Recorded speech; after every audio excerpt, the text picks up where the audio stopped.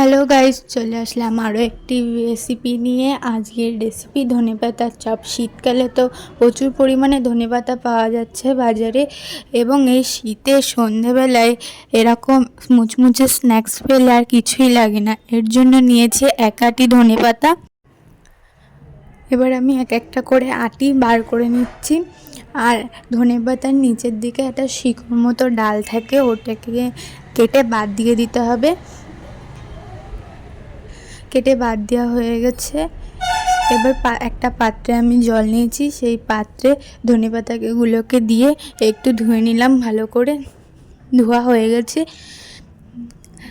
এবার এইভাবে কেটে নিয়েছি। এবার একটা পাত্রে বেসন, 1 চামচ লবণ, স্বাদ অনুযায়ী 1 চামচ কালো জিরে, 1 চামচ হলুদ গুঁড়ো ও 1 চামচ কাশ্মীরি রেড চিলি পাউডার রঙের জন্য দিয়ে একটু ভালো করে মিশিয়ে নিতে হবে।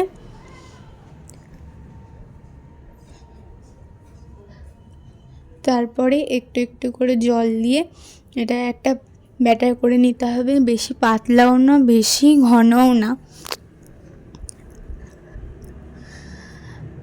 এরকম করে ফেটিয়ে নিতে হবে। দেখো, এইভাবে আমি ব্যাটারটাকে তৈরি করে নিয়েছি। তারপরে কটা ধনেপাতা একসাথে নিয়ে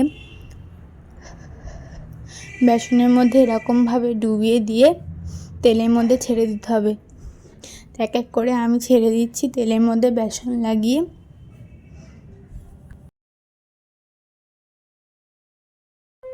একদম লাল লাল করে ভেজে নিয়েছি। একবার এপিট ওপিট করে ভাজতে হবে।